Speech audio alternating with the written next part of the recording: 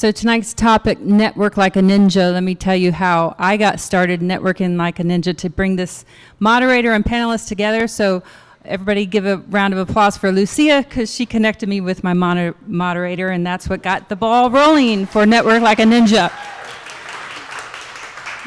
Now I would like to introduce Karen Weinstock, who is managing partner of Weinstock Immigration Lawyers, and she will be the moderator for this event, and she will be posing questions to the panelists, and they will be responding. So I hope you enjoyed this event, Network Like a Ninja.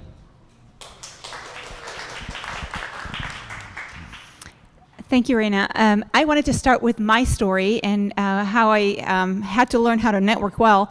And I'm an immigrant. I came to the United States. I did not know anybody other than a distant relative, and I couldn't get an apartment. I couldn't get a job without a visa. I couldn't get a visa without a job, and I was basically stranded in a foreign country, not knowing anybody. So it's a great start, right? And slowly, I looked for a job, and I couldn't find anything. And I had a second cousin who lived in Chicago who said, "Well, how about you network?" What is that? And the same thing happened when I moved to Atlanta. I was working for a law firm. I did not know anybody in Atlanta when I moved, and I was working for this law firm, and they said, "Well, you have to go and open an Atlanta office for us." I was like, "Great, well, how do I do that?" "Well, you just go and do it." There wasn't much training. YouTube was not there. You didn't have LinkedIn, Facebook. It was 2002 when I moved to Atlanta. So I kind of had to learn how to network the old-fashioned way, and really had to build the business from zero. I did not have any clients. I did not have any contact. And with our type of business, the immigration law is we help people get visas and green cards, and later on citizenship. And so once we get the visa, we don't hear from a client for another 3-4 years. When we get them a green card, 3-4 years before we can help them with citizenship. And when we get them to citizenship, the client's gone. So there's a lot of business that has to be generated all the time in order to support a growing law firm. And so I had to learn, and I learned the hard way. I learned a lot of don'ts and do's, and I was able to really grow my law firm. And now we have a staff of 12 wonderful women, all women staff, and thank you, who's also international. So really, a lot of the growth that we've had has been to very, very good connections, personal connections. And that's what we're here to talk about. And I wanted to go ahead and just have one of each of our lovely panelists introduce herself and a little bit of why networking has worked for her in her career. Stephanie, would you like to get started, please? Sure. Good evening, everyone. My name is Stephanie Espy. Let's see. Born and raised in Decatur, Georgia, so from what I understand, that's not a typical thing to be born and raised here. But I did leave for about 10 years, and I think my first sort of experience networking started when I left, and similar story. I think when you leave Atlanta and you go someplace else where you don't really know anyone, you have to pretty much network to meet people. So when I decided to go to Boston for college, I didn't know a single person that was also going to Boston for college, going to the college that I attended. So definitely my first experience being a freshman in college was all about networking and trying to figure out, where I belong and how I fit in, and how can I leverage my fellow classmates to thrive in this new environment. Being a Southern girl and going up north was a big culture shock for me. But I think today, in my current role, so I'm a founder of a company called MathSP, which is a math and science academic and test prep coaching business for middle school, high school, and college students, and also the author of a book called STEM Gems, which is all about getting girls and young women into STEM careers. I think that's forced me to become a network ninja. because anytime you are working for yourself or starting something new, you have to get people to rally behind you. And in order to do that effectively, you have to be comfortable meeting new people, first and foremost, going to things like this, conferences like this, sessions like this, where you're forced to meet new people and to network. And the more you do that, the more you become comfortable with doing that.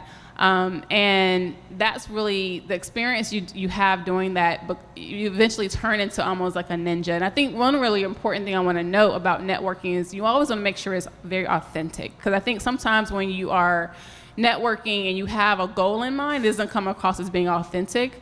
And I've been in conversations with people and I can tell they just want something, and it doesn't feel very authentic to me when the ask is so direct or very upfront or less about what I even do or have to offer. So I think that's just one key thing I've become keen on, and I try myself to do in all of my networking experiences, is just make sure my authentic self and make sure there's always the passion kind of leads that ask if there is an ask in that conversation. Excellent, Stephanie. How about you, Myra? Hi, I'm Myra McElhaney, and I grew up, I'm also a native Georgian, not native to the city of Atlanta, which is totally different things if you're not from here. But I grew up in Northeast Georgia, about an hour north of here. And I started my work life, I didn't even call it a career at that point, doing retail sales. And so if you're doing retail sales, you have to get very comfortable talking to people and welcoming them when they walk into the store or the department, and then talking to them about what they're looking for, but also making small talk, because that's a great way to build rapport. And so after that, I started doing training with a company where I called on retail stores and did training programs for the retail stores and helped with their sales promotions. So again, being able to talk to anybody about anything was very helpful. So then when I started my own business, it was originally sales, and it was originally training, sales and customer service training, that sort of thing.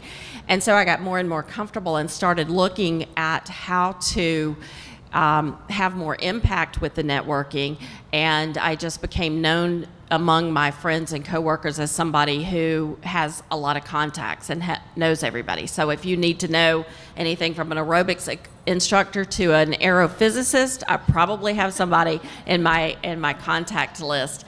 And so it was actually someone that pointed out to me that was something I seemed to do very easily that got me started speaking about that topic. And I also am a writer. My last book was called Building a Life You Love After Losing the Love of Your Life. It's based on my own personal experience of losing my husband he was only 51 when he passed away. And you really have to go out and rebuild your life after a major life change like that. And now when I speak to widows groups, what I talk to them about is rebuilding their social life. And guess what? It's the same thing as networking. It's all about meeting people and then understanding who those people are and whether or not they may be somebody that would be a good contact for you. And you never actually know where that great contact's going to come from. Just an example, Raina invited me to speak on this panel, and she and I were neighbors over a dozen years ago. And we kept in touch through networking on social media. And so that's how this came about. So you never know where that next major contact is going to be. Yes, definitely. I can definitely attest to that. So my name's Jacque. I'm with CentricsIT. I am currently a content marketing specialist.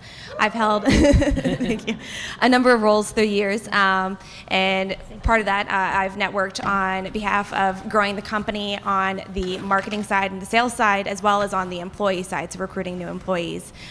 So I'm very experienced in different networking groups. I'm actually not from Georgia.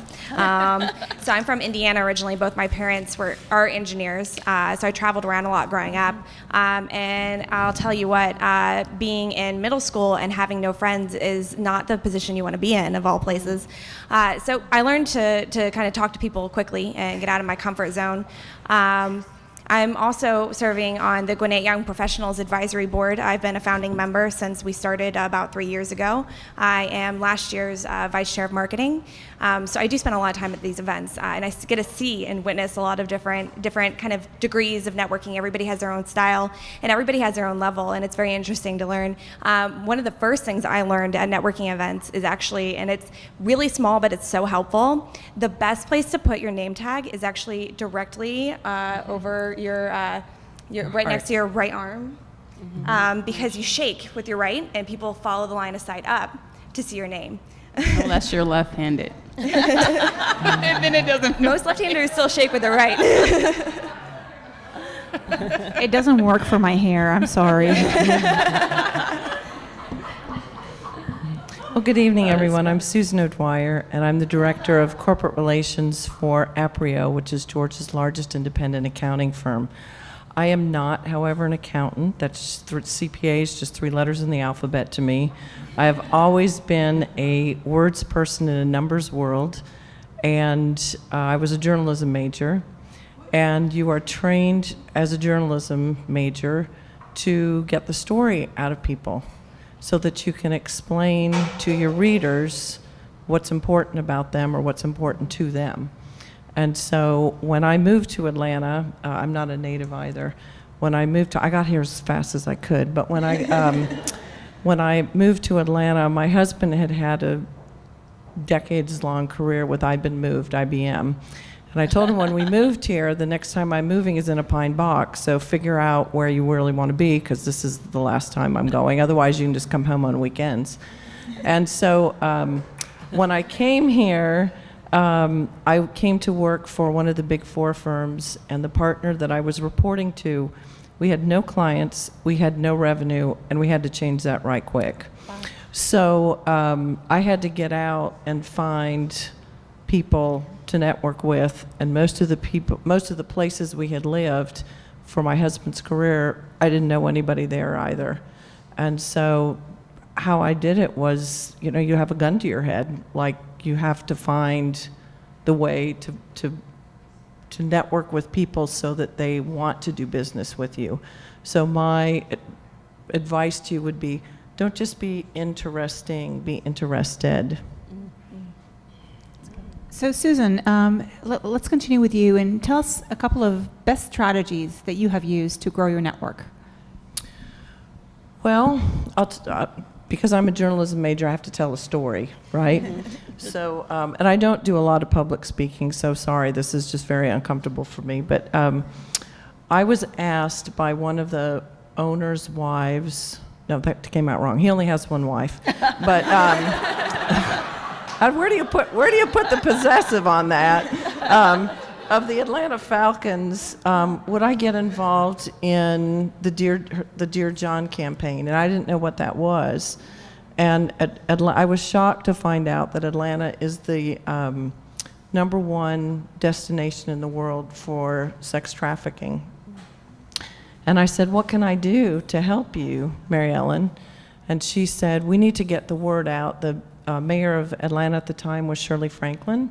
And she had someone on her staff who said whose campaign, I guess, was called Not in Our Town. I guess they wanted to send them to Indiana or something, I don't know. But at any rate, don't come here. And so I said, well, I'll put on a program if you have a speaker. And she said, okay, that's great. I'll get this lady to come from the mayor's office. And I just thought, because of the subject, this is kind of awkward to have as a co-ed event. So we'll just invite women. Okay, so my whole career working for this big 4 accounting firm, our clients were always technology clients and venture capitalists. I don't know if y'all have noticed, but there are 0 women in venture capital and not a whole lot more in technology. And so I got back to my office and I thought, what in God's name have I just committed myself to? I don't even know any women. And I've just told the wife of the owner of the Atlanta Falcons that I'm going to put on this event for her. So I went through my Rolodex, which I don't even know what you young people call today, like Outlook contacts or something. I don't know. But in my day, what's that? Cam cards. Oh. Well, I don't know what that is, but a Rolodex, you turn it like this and it's got all the names on it, okay? And it has paper. And it has paper, yes, and I have 4 of them on my desk. And so I just went through, and I'll be dogged if I didn't have 150 women that I thought might could come to a breakfast if I invited them. So I don't know how to do graphics or any of the fancy stuff that you marketing people do. So I just typed out a little email, and I said, I want you all to come, and you can come have breakfast with me. I didn't tell them what it was about. I just told them I want you to come. And I thought, if I tell people what this is about, nobody's going to come because it's just kind of yucky, So I invited 150 people, and I'll be dogged, but 110 of them showed up. Wow. And so, the point of my story is, when I called the hotel to say, oh my gosh, we have got a problem, I'm gonna need a bigger room. She said, what's the name of your group? I said, well, we don't really have a name, it's just a bunch of my friends. So we pull up in front of the hotel and it says, welcome friends of Susan. Really? And so after this breakfast was over, and Stephanie Davis, if you all know her, from the mayor's office, came to talk about trafficking, people said, that was just so awesome. When are we going to have the next one? The next one. So what I decided was I'm going to start looking for ordinary people who do extraordinary things. And because of my job, is doing business development, I cold call people all the time. I figure, what's the worst they can do? Say no thank you and hang up, or you're really ugly and hang up. I mean, that you can't hurt my feelings. I don't know you, so it doesn't matter. And if I can get to know you, then I'm gonna hope that I can make you like me, because I'm gonna like you. And so I just started cold calling people that I knew had interesting stories, because I'd read about them in the paper. Because I was a journalism major, every day I read the Atlanta Journal-Constitution and the Wall Street Journal.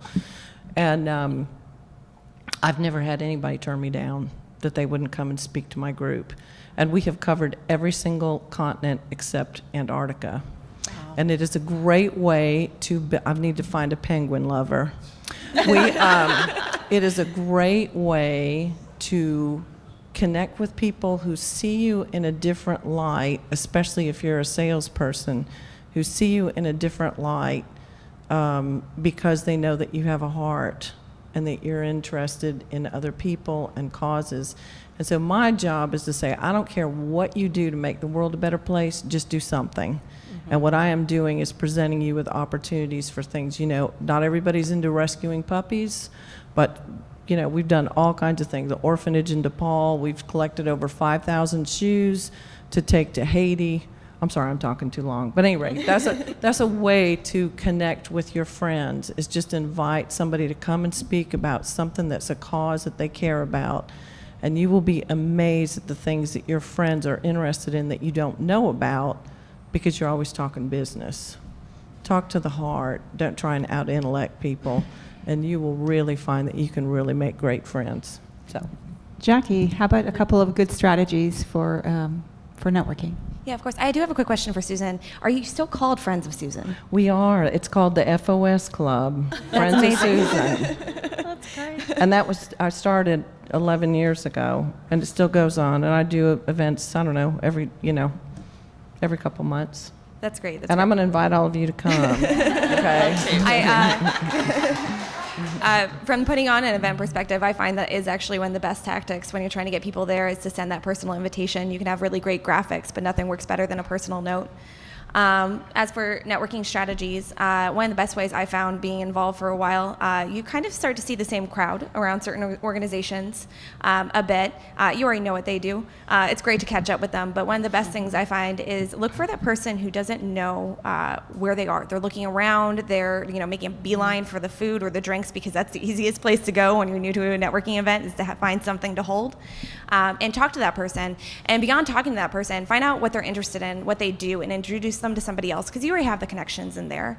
And if you don't be afraid to go up to people. If you're new to a networking event, I'm not ashamed to say at one of my first networking events I went to by myself, I got there, looked around, and immediately went to the ladies' room and stayed there for 5 minutes until I was calm enough to go back out and not look like an idiot. So if you need, like, if you're more introverted and you need to take that time because that space is feeling overwhelming, nobody's going to judge you for it. I want to go running around telling everybody I just took some air because you guys are crazy, but it does help.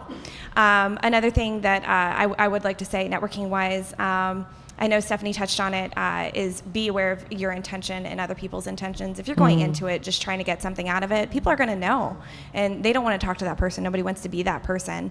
So definitely ask more questions than you answer if you can. And I know that for us women, it's a lot easier because we tend to be talked over more anyways. But really building those relationships, a lot of times that my best relationships in networking where I do get those connections out of weren't necessarily sales connections, but they gave us candidate referrals for new employees, or they were willing to nominate our company for a prestigious award. And I mean, you can self-nominate, but nothing looks better to the judges than having somebody else from outside of your organization just want to do it. That's something I always look for as well as an opportunity. I keep an eye out when I'm looking out for awards for my companies, my organizations. Who do I know that could also be nominated for another category? And I reach out to them because some of them are really involved. They want you to know what the HR policies are, like what kind of benefits the company has. And, like, you don't know that from outside the company, but if you shoot them a quick email and you're like, hey, I'd love to nominate you for this, even if they don't win, that's a great touch point. And as a young woman, it can be a little bit difficult networking when you're trying to build those one-on-one relationships and you get asked for coffee and you're not sure, hey, do you want to get to know me on a professional side or do you think this is a date? One of the best ways that I found to kind of mitigate that is to, I usually, if I meet somebody at a networking event, I try to plan to meet them at another networking event as another touch point before I meet with them one-on-one, because that can be an awkward situation. Nobody wants to be in that situation. That's good, honey. Myra. A couple of things, and it's so great to hear the other input because they're such good ideas. But two things that I like to keep in mind. One is remember your purpose in networking. I once invited a guy who was looking for work to go to a networking event with me, and I said, come go to this business networking event. You can meet some folks. And he goes, yeah, sure, I'll come hand out some business cards. I said, oh, no. We're not there to hand out business cards. He said, why are we going? I said, we're going to meet people. And it's not about handing out business cards and making sure everybody in the room has your card.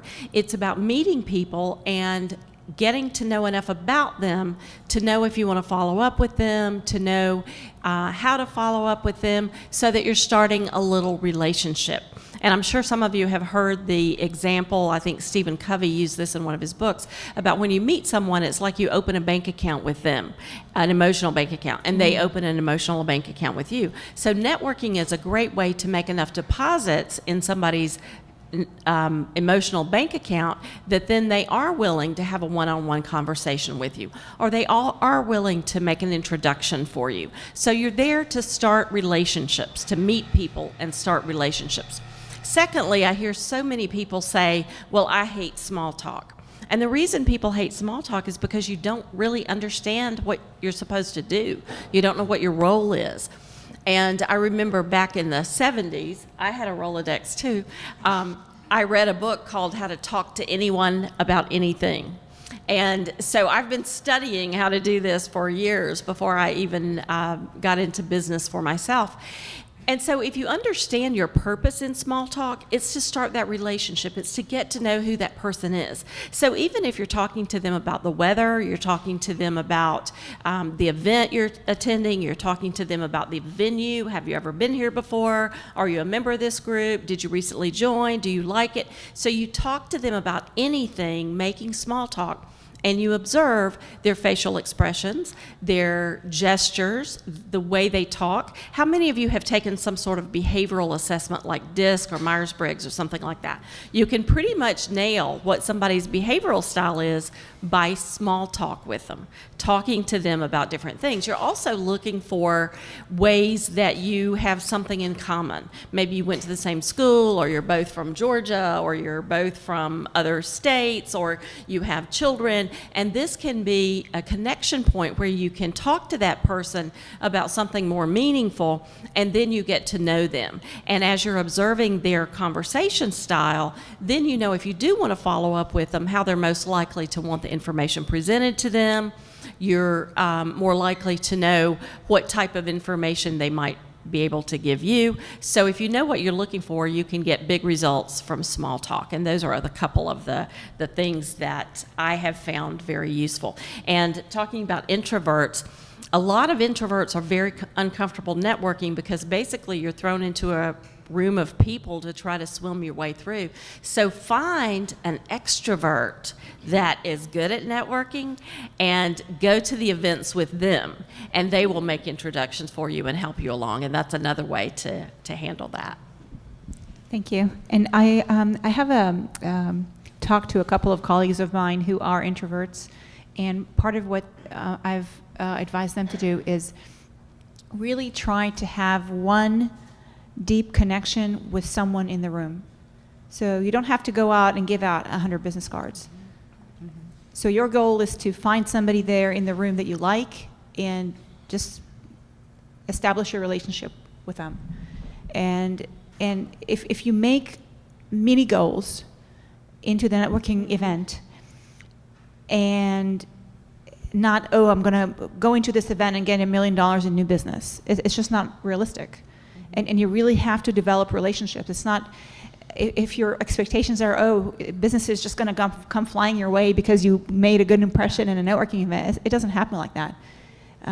If you're in networking, marketing or sales, you know that there's 8 or 10 touch points to make a sale. So why do people expect differently when they go to networking events? Mm-hmm. Stephanie? Yeah, I think for me, when I go to a networking event, what's important for me is to the handshake. Everything starts with that initial eye contact and handshake, right? So when you make eye contact with someone, you shake their hand. I think what's so underestimated is the smile on your face or the expression on your face. So you don't want to look too nervous, or you don't want to frown, or if you just say hi, how are you, with a smile, I mean, who's gonna walk away from that, right? What I also realized in networking is that most people actually like to talk about themselves quite a bit. So one simple question, so tell me about yourself, or what brought you to this event tonight, or so what do you do, or something that's kind of open-ended that gets them going, especially if you are introverted. That allows you to calm down, breathe while they do a lot of talking, and then you kind of then find a way to have that be more of a dialogue or back and forth, a conversation. So that's typically what I do when I'm going to an event where I don't know a single person. I try to find that one person I can just walk up to, shake their hand, make eye contact, introduce myself, and ask them a general question, and that gets the conversation going. And then I also believe the same thing that we just said about, it's not really a goal of like, I want to meet everybody in this room. Like, my goal is to meet every person, everybody in my business card. I think that if I leave with one great contact, it was definitely worth the time and effort of going to that event. So for me, it's just, authentic conversations. And if I meet one person that I feel like was a great conversation, and we exchanged business cards, and that to me is a very win. That was worth the time and effort of going out. So I think that's how I introduce those conversations when I'm at an event. And typically from that point, it can go anywhere, because you find those common connections. You find out you're both from Atlanta, or you both did this, or you have this in common, that in common, and that just sort of spirals out into more and more conversations. So if you lead with that, and you'll naturally calm down if you get a little nervous about it, and then once you calm down, it feels a bit more natural. It kind of feels like a first date almost. It feels like, if you're still single, it feels like your first date. You're a little nervous walking in, you're not really sure, but once you get going, it feels more comfortable. And it's definitely quality over quantity, because you can meet 100 people superficially, get their business cards, you give out your business card, or you may be linking with them, but if at some point you need a favor and you don't have that emotional bank account deposit, nobody's going to help you. And you don't want to be that person who, oh, hi, nice to meet you. Do you have a job for me? You know? So, and it's just very inauthentic. And so you do want to be the person who is giving more than you're getting, especially at the beginning of the relationship. Think about giving first and serving first before taking.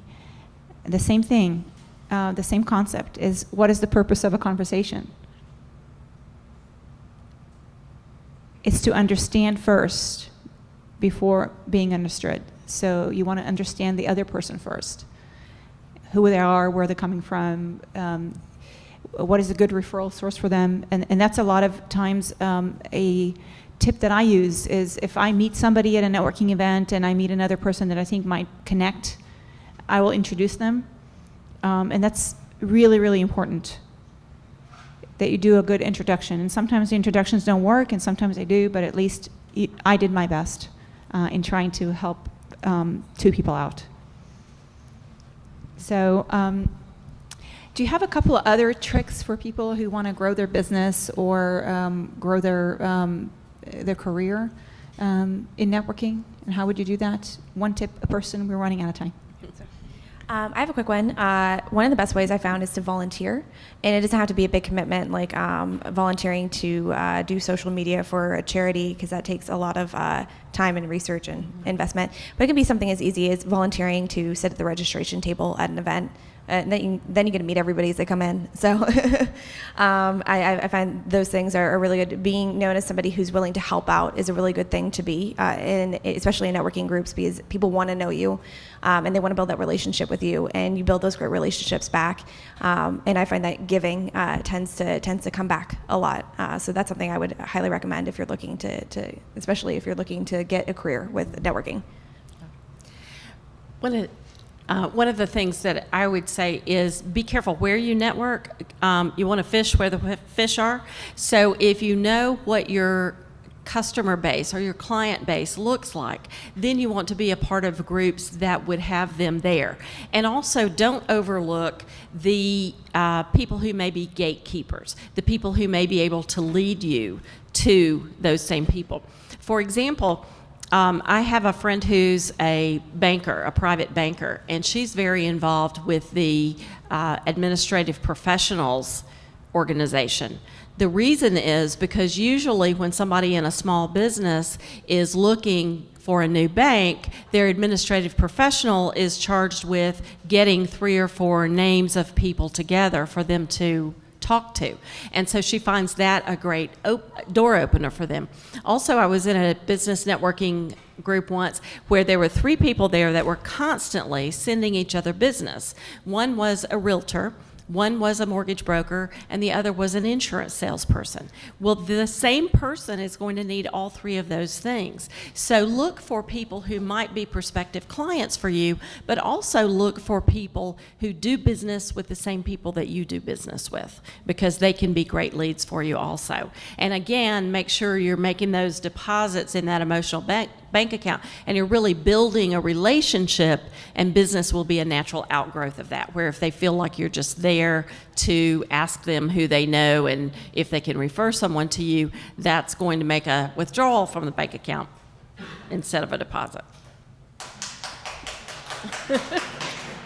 I'll just quickly comment. I know we're running out of time before Q&A, but I think our sponsor, LinkedIn, tonight, I think is a fun, for me, social media, especially LinkedIn, when you're talking about personal, when you're talking about entrepreneurship or your personal brand, has been really powerful.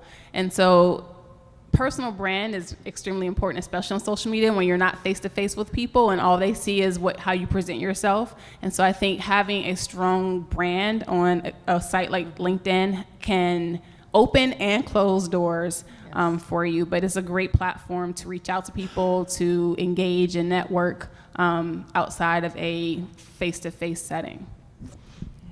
And really, I don't like the word networking a whole lot. I know that that's what people use and stuff like that.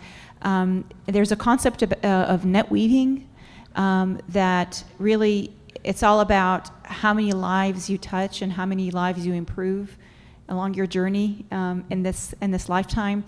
And there's a beautiful concept of your heart grows and is as big as the number of invisible strings that you can connect with other people. And every person you meet, every person you touch, there's this invisible line between the hearts is kind of weaved. So think about that type of image, or that type of, when you are connecting to somebody, be fully present. If I'm talking to you and I'm going to be fully focused on what I'm doing in our conversation, instead of like looking at the door or looking at the time. And if you feel a good connection with the other person, continue. And if you genuinely do not feel a good connection with the other person, you don't like them, and again, it's not personal. Just exit gracefully and just move on to the next person. Because if you're not sincere about it, and you can't like everybody you meet, that's how life is. So if you don't like somebody that you meet, or you just can't find anything in common, then just professionally and gracefully exit. And you have to know when to exit as well. So kind of one final thought about follow-up. Susan, how do you actually do the follow-up? Because I'm guilty of that too. I've gone to events and met people and just didn't follow up. So I think the thing to note is most everybody has probably good intentions that they're going to follow up, but what is it you're going to follow up about? So when you have to be intentional as you're meeting people and look for something that is something that they want, so that you have a reason that benefits them for the phone call or the email. So for instance, when I meet people and I get their business card, I always, when I'm at networking, wear two pockets. One pocket is for my card, one pocket is for their card. There's nothing more looks junkier than, pull out a wad of stuff and you've got parking tickets and receipts and business cards that aren't even yours, whatever. But when you get their card, you write on the back of it what it is you promised to send them. It could be a link to an article that you read in a magazine. It could be something off your company's website that answers a question that they have. Hopefully it's something that gets you a legit reason to I think you were the one who said a touch point. Have one more reason to have that. So, and then do it. When I go to a networking event like tomorrow morning, my first meeting isn't until 10 a.m. because tomorrow morning when I get to the office, the first thing I'm going to be doing is following up on all the cards from the people I met tonight. And I try to make sure that I book time the next day after a networking event so that I can do that. And you'd be surprised how that, thank you, I'll come get it. You'd be surprised how many people are shocked that you've actually followed up. Why? Because most people don't. And that is a great way for you to distinguish yourself. And just one comment about that. I think it was also important I also do the same thing with writing on the back of the card something that I promised to send or do, or other reason that's important, because I find cards all the time and I'm like, who is this person? Where did I meet this person? So you collect cards, so to speak, and then you're not even sure if you wait too long or if you don't follow up right away, it goes unused, because at that point you don't even want to email that person because you're not even sure what you said you would email that person about. So I found myself in the positions like that a lot too, where I'm like, okay, I need to do better with following up soon after the event, and also making sure that when I meet someone, I do make a note of what I intended to follow up about. One of the things that I do too in this wireless age is when I meet people, then I connect with them on LinkedIn and Facebook, because that's a great way to then, you make those little deposits by commenting, forwarding their messages, interacting with them on social media, and you build a stronger relationship with them there as well. And I know that sometimes you do forget to follow up with somebody, but if you do remember why you wanted to follow up with them and had made that promise.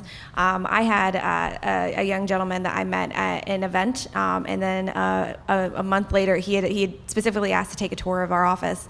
And about a month later, he reached out to me with an email, and he said, "I'm so sorry, I got in the weeds here at work, but I'd love to take that tour." I wasn't put off by that. It didn't bother me that much. People understand that you get busy and things happen and life life happens. So if you do really feel there's a strong connection there, I would go ahead and make that reach. The worst thing, again, that they could do is say no. Right, and really LinkedIn is really useful because you have the person's picture.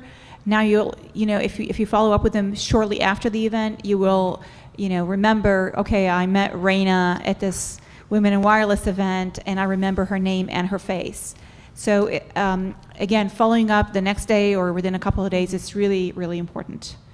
So we are at time for our panel, and we'd like to invite you guys from the audience to ask any questions you may have. Melissa. So I have a tip for everyone. It's an app called CamCard, and you can take a digital picture of every business card, and it goes in your wireless iPhone, and it can also be part of your contacts. Excellent. CamCard, that's the list. CamCard app. And there's a CamCard app for CamCard and for Salesforce. But remember, if you're loading CamCard into a Salesforce, the company is also capturing that data. Okay, very good. Yeah, it's really helpful to a tool like that to scan your business cards into your contacts. Very, very helpful. Good tip. Questions?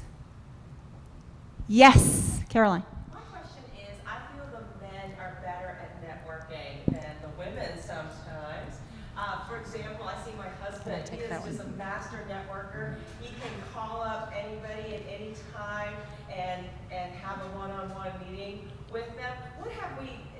Give me a couple tips of how we as women can do it in our own way, but not as the good old boys club that he is in. Okay, so the question that Caroline was asking, she was mentioning that women kind of more introverted or more hesitant about networking, and men seem to do it better in the old boys network, and they seem to network better. So I guess she was looking for some tips how that we can do it better, and I can share. I work in a very male-dominated industry, same as Susan. It's all men. But one of the things I found really useful is if I bring my entire personality out, and I'm very female, even in my dress, to wear bright colors, to be all out there. People are going to remember that. If I'm the only female or one of the very few females in the room, people are going to remember that. And remember, the men are better at selling themselves or putting themselves out there than women, but we are actually better in relationships and actually keeping the relationships. So, Can I? what I heard Caroline ask, or what I related to in her question maybe, is not so much the initial networking, it's the feeling comfortable to pick up the phone and ask for a favor after the networking event. That part, I don't think women do as well as men. I think you're exactly right. There's a lack of Yeah. confidence inherently. Right. One of the things, yes, just to repeat the question, she was saying that as she understood it, it wasn't so much about women not networking as well, but women not being as comfortable asking for something later. And technically that is the case. Women network all the time, and we do it naturally. It's just that men are more comfortable asking for what they want. And so with women, we tend to, if you wanted to know who's the best plumber to call, where to get your kids ready for school, if you wanted to know something about your family life, you'd call one of your girlfriends and they would know. If you want to know what restaurant to take your husband to for his birthday, you'll call one of your girlfriends and they'll know. So we network, we just aren't as good at asking for what we want in business. And so we have to get comfortable being able to ask for what you want. And so if we get more comfortable in just realizing that when you ask someone for a referral, or you ask them for a recommendation, or you ask them for some advice, that is perfectly natural, like what you would do in your personal life anyway, and just get more comfortable with asking. And so I think that's the key. Where men network more easily. Just they're more comfortable asking for what they want. It's just a difference in the way the brains are wired. And when we get more comfortable for saying, I'm having an issue with this, can you help me? Or I need to find someone to do this or that, get comfortable with the ask. To add to that, so I have some very strong opinions about this. And I don't think it's necessarily that our brains are wired differently. I think part of it is that men are raised differently than women are, and in many different cultures. So men have been kind of fostered to go for it, and if they're not the go for it type, they kind of get penalized for that. But women, when we are the go for it type, we are kind of penalized for that. I think one of the ways to kind of move past it. And it's kind of like an anxiety trick too. If you have anxiety, if you're worried about something going into it, do some disaster thinking out. Like, don't actually think worst thing, this is actually going to happen, but like, what is the worst thing that can happen? Okay, that happens. What do I do? And when you have a plan, you feel way more confident about certain things and going into it and making that ask.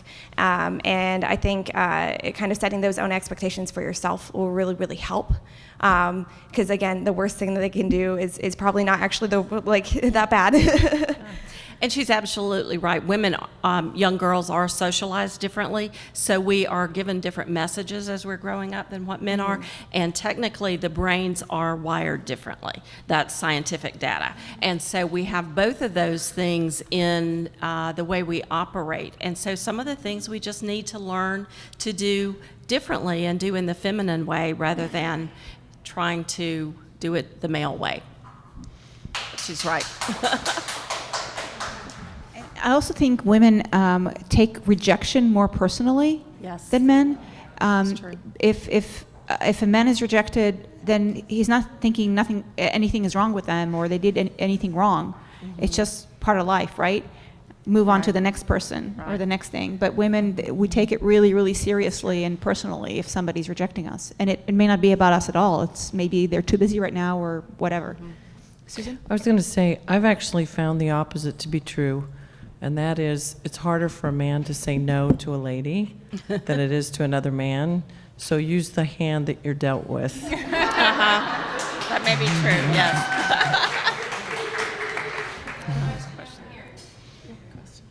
My question's for Jacque. As a young professional networking, I know, a lot of times when you go to network event, you want to maybe network with people who are in higher positions than you so that you can maybe learn a lot about, what comes next for you. But what incentive do people in higher positions have to network with young emerging professionals, and how can we encourage more of that? So the question was, as a young professional, a lot of us want to kind of network up to people in higher level positions. So what is the benefit? Why would higher level positions want to network with the younger professionals who are earlier on in their careers? And actually, I find that a lot of the higher professionals at networking events tend to seek us out. Especially in the suburbs like Gwinnett County. I mean, we're still cities, but it's a lot of the questions that I get asked from higher up professionals is how do we get young professionals to stay here in Gwinnett County? How do we keep them from going into the city or going to another city? And the main thing is mentorship, which is something that both sides want. That's a great opportunity. A lot of older professionals are looking for younger professionals to mentor. That's something of great value to get out. It's also easier to, the longer you are in a certain industry, I think it can be easier, and this happens no matter what your age is, to get stuck in certain ideas. So when you're networking across industries or networking down positions, you get more like down in the dirt than you do as a higher level person who's focused on the strategy. You don't necessarily see the day-to-day. So having that perspective, I think, is really valuable to the higher up professionals. I'd like to just add one thing. Do your homework. Know who it is at the event that you want to meet. If there's a particular C-level executive or a celebrity in the industry that you want to meet, check out everything you can to see something about them. What are they working on now? What's hot with them? If you follow them on Facebook and LinkedIn, most of them will accept anybody. And you can then have a specific question to ask them. You'll know what their kids are doing. You'll know where they just went on vacation. You'll know what hot project they're working on, and you can go ask them a question. Into our next meeting about security. I will add that.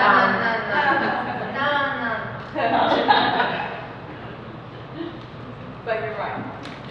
There's so much out there you can reach. It's so easy. Just a quick story about that. I wanted to meet an astronaut who was speaking at a women's conference once, and I had watched a TV program that she was on, and I had done my research and knew about her, and I actually stalked her. I followed her to the bathroom and waited until she got out of the bathroom and she was on a phone call, and then asked her about the TV show she was on. And of course, having that little bit of information, we had a delightful conversation, and I did get the chance to interview her at that point. You're stalking in the bathroom. About stalking her, right? That's another security issue. Looking at her, right? Any other questions? Yes, Nora? Just a small observation, because I grew up in Europe, and I think one of the great things about being in America is how much more open they are to networking. And I'm not an extrovert by nature, but I have found it's a lot easier. So one thing I tell myself is, at least I can go into a room here in America. If you look for events, there's an event every single day you can go to in Atlanta. And usually there is somebody that's pretty senior in some company, and you can just go. And that's not how it works in Europe. So I think there's a great scope for meeting people if you can get over that fear factor of doing it. So, I mean, I think the main thing, like Susan was saying, is to figure out where to put your time and effort. I'd be interested to know from you if you think it's more productive to try and focus on women-focused networking events or just general events. Okay, so the comment that Nora had is she grew up in Europe and she finds American networking events much more open, and people are, even senior level people are much more open to make connections, which is indeed correct. The question is, do you go to more women events, or do you just go to general events? And actually, another question that I have for you is, how do you pick the right events to go to for you? I think it sort of depends on your purpose. So you have to ask yourself, because time is limited. You could totally go to 5 networking events every night of the week if you wanted to, but you have to ask yourself, what is your purpose for attending the events that you are attending? And when you choose the events that you attend, it's with that purpose in mind. So I'm not going to go to every event that comes across my email. I'm just not going to do it. It's too many. But I will ask myself, what will I gain by going to this event, or what will I learn by going to this event? And so for me, it's really about those two things. Like, what will I gain? What will I learn? Is it worth the time? Especially if you're a mom, or you have kids at home, or just a lot of things keeping you away from that don't make it as easy to go to events. So it becomes, for me, is those two questions that determine whether or not I'm going to attend something. Is what will I learn, what will I gain, and of course, do I have the time? She's absolutely right. It all goes back to your purpose. I do more networking with women's groups for one reason. My primary target audience is women. And so you need to look at what's your purpose and what's your target audience. If you are in a male-dominated industry, then a women's group within that industry where you can support each other and talk about the common challenges and you get some support in that way is a great thing to do. But if your target audience is men and women, then you need to be going to networking events where they are both there. CFOs are men, mostly. So I don't hardly ever go to women's groups because those are not my buyers. I don't mean to be crass about it, but... Same thing, purpose. Yeah, same thing. And I have more challenges because usually general counsels for companies that would hire me, they don't go to events. Right. So it's a little bit more tricky. I like to do a mixture of both. We sell to other technology companies, so I tend to see our prospects there a lot. So we like to be involved, but I think it depends on, again, what value you want to get out of it. Are you just looking to sell, or are you looking to build those relationships so you have like a support network, like Myra said? What's the best way way to find networking events? What is the best way to find networking events? I think for me, it's Eventbrite. I mean, you can go to Eventbrite and search, women's events in Atlanta or technology or, any keywords, because most events publish their events on, a good number of them publish their events on Eventbrite. So that's one. If you're just looking for what's happening tonight in Atlanta, you can go on Eventbrite and kind of see what's there. I think the other place is social media. A lot of events that I attend, I find out about them through social media, particularly LinkedIn. That's a great idea. Also, ask your colleagues, people who are either at your level or maybe people who are a level or two above you, ask what organizations they recommend. And then check out the organizations on the website. Visit several before you join any and get involved. I agree, definitely visit before you join and get involved, but one of the best ways I found is to go to your local chamber website because they have all of their events, which are typically very good, especially when you're in Gwinnett County. The Gwinnett Chamber is very involved. And you also get to see member events. So you get to see like everybody who's part of there having an event, and they're usually tied to some sort of young professional organization or entrepreneurs organization, and you can get whatever subset you're interested in, you're going to find an organization through there. Filter. So, for instance, if your target is international, you can, every single country has got a chamber of commerce here, just about. It doesn't even have to be Gwinnett or Atlanta, but, the Swedish chamber, the German chamber, the Chinese chamber. If your audience is technology executives Roundtable, Technology Association of Georgia. If your target audience is venture capitalists, Southern Capital Forum, filter so that you know who it is you're looking for.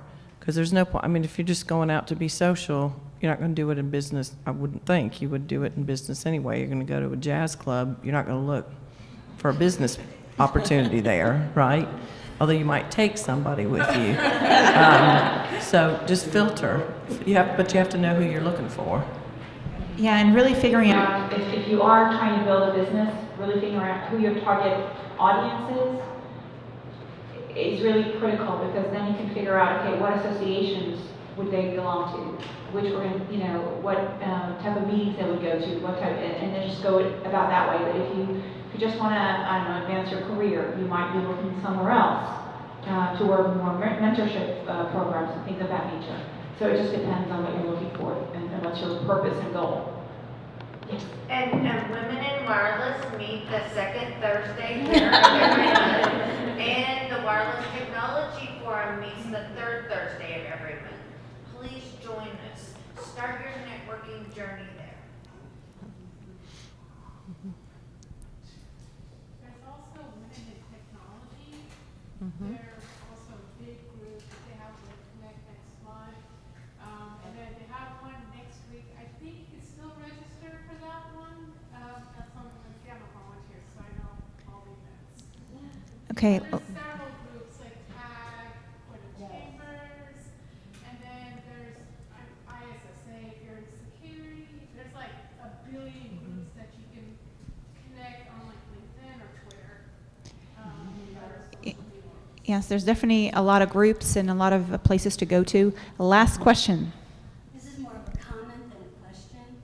Don't forget about your churches and the places that you like to be. I met my husband at Star Trek convention. I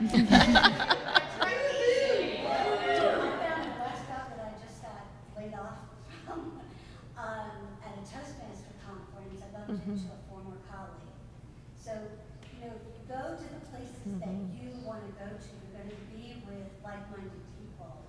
And what a better way, there's no better way to connect with people than your tribe. Yes, it's a great way to connect with people who are your tribe. And I'd like to repeat your comment to go to churches. I network a lot at my daughter's school, for example. Again, like-minded people. So it's really it's a good environment to do that. Last words of wisdom, last comments from each of you. One sentence. Who wants to start? 2 words. Be fearless.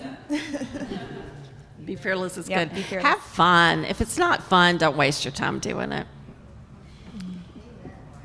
For me, maybe don't be afraid to take risks and fail hard, fail fast, because that's the best teacher, honestly. Just do it and then learn from it. Focus and filter. Good. Jackie? Oh, mine was be fearless. Okay, be fearless. I mean, you're always going to be nervous. As my mentor today told me that if you're not nervous, then you don't care about it. So it's good to be nervous, but don't let it hold you back. Okay, great. And fear, remember, fear is always in your head. It's always going to come out worse if you talk to yourself and convince yourself it's going to be a disaster. But if you actually just do it and go for it, you might just get a yes. So I encourage all of you to go for it and get yeses and network like a ninja.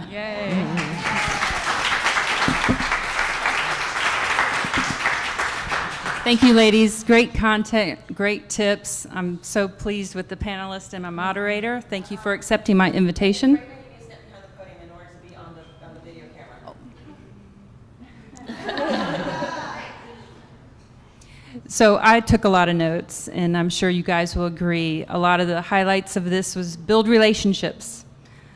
They shared solutions for introverts, giving first and serving first, volunteer, know the right organizations and associations to network, and when you follow up, be intentional. So there's just a couple notes I took. I want to remind everybody, meetups is another place to connect. Project managers, there's PPMI or something like that, and PMI, and even for things outside of your career. I'm part of the Atlanta Trail Runners, and I monitored that group for a year before I actually engaged and became a trail runner. And users groups, so Splunk users groups, any coding user group, or whatever. So meetups are a great place to stay connected and find events. And guess what? Women in Wireless, we have a meetup group. So connect with our LinkedIn group we have, and you'll hear about our next events, which, I get to do that? There we go. Women in Cybersecurity is our event for June. So please join us.